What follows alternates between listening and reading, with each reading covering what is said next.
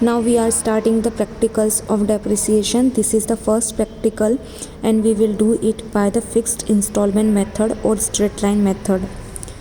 ये जो है स्थायी किश्त पद्धति से किया गया क्वेश्चन है और इस प्रैक्टिकल को अब हम करेंगे। तो पहला क्वेश्चन है, देखिए। सॉल्यूशन देखने के पहले आप इस क्वेश्चन को आप ही कॉपी में उतार लीजिए, उसके बाद ही आप सॉल्यूशन का वीडियो देखिएगा तो आपको बहुत अच्छे से समझ पड़ेगा। So first note down this question in your notebooks. हम जो देख रहे हैं वो है स्ट्रेट लाइन मेथड।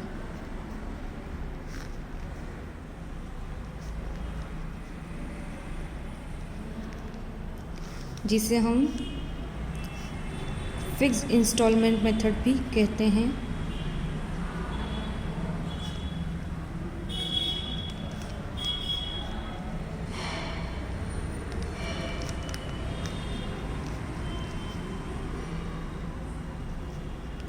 और हिंदी में स्थायी किश्त पद्धति के नाम से इसे जाना जाता है।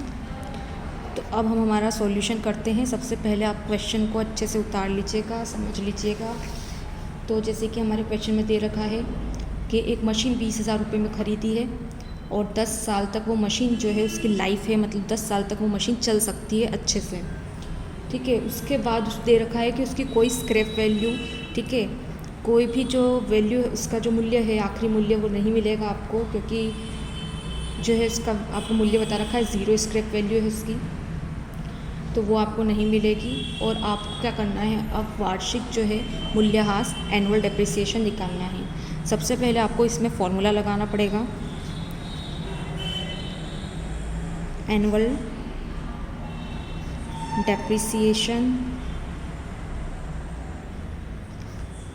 equal to cost of the assets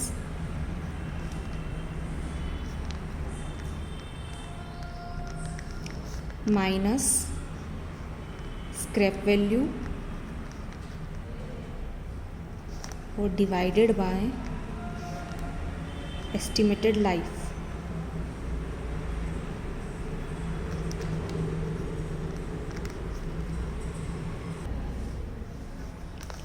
ठीक है, वार्षिक ह्रास इक्वल टू, यहाँ आपके जो भी संपत्ति है उसकी कुल लागत आएगी, कुल लागत, और उसमें से माइनस हो जाएगा अवशिष्ट मूल्य।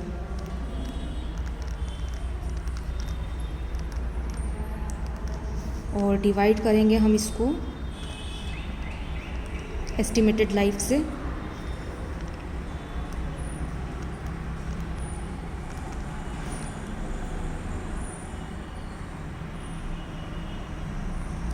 अनुमानित जीवन काल से। तो ये फॉर्मूला होगा वार्षिक ह्रास निकालने का, एनुअल डेप्रिसिएशन निकालने का, मतलब पूरे साल में कितनी जो है संपत्ति की वैल्यू गिरेगी, इस चीज़ को अगर हमको निकालना है, पूरे साल में कितना ह्रास हो रहा है, कितना डेप्रिसिएशन हो रहा है, तो उसके लिए ये फॉर्मूला आपको लगाना पड़ेगा। इस फॉर्मूले को अच्छे से नोट कर लीजिएगा। अब हम क्वेश्चन के हिसाब से करते हैं। तो हमारा जो एनुअल डेप्रिसिएशन है,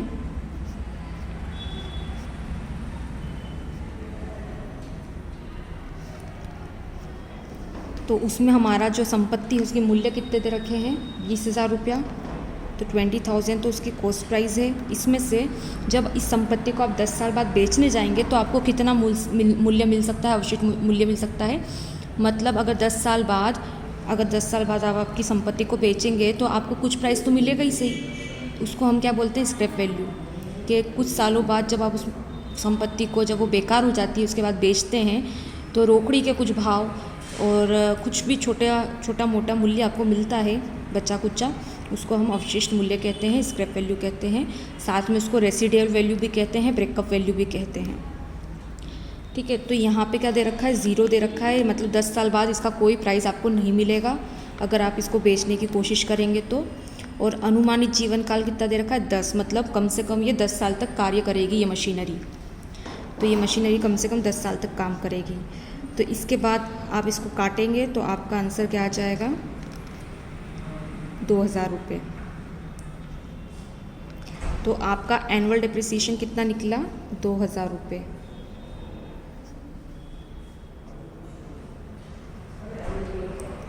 ठीक है, तो ये हम 2,000 रुपये जो हमने एनुअल डिप्रिसिएशन निकाला है, ये हमने कौन सी मेथड के अंदर निकाला है? स्ट्रेट लाइन मेथड में, फिक्स इंस्टॉलमेंट मेथड में, स्थायी किश्त पद्धति में। तो अब ये 2 साल मतलब हर 10 साल तक हर साल कितने रुपए कम होते जाएंगे मशीनरी के? 2,000। और 10 साल बाद इसकी वैल्यू कितनी बचेगी? 0। तो ये मशीन 10 साल तक चलेगी और हर साल उसका जो मूल्य गिरेगा वो कितना गिरेगा? 2,000 रुपये गिरेगा। ऐसे 10 साल तक जब 2,000 रुपये गिरेंगे तो अंत में जाके उस मशीन की वैल्यू कितनी बचेगी? 0 बचेगी। तो कितनी कमी आ रही है 1 साल के अंदर? 2,000 रुपया। और हर साल हम कितना कम करेंगे? 2,000 रुपया ही कम करेंगे। तो ये था स्ट्रेट लाइन मेथड से करा हुआ एक क्वेश्चन।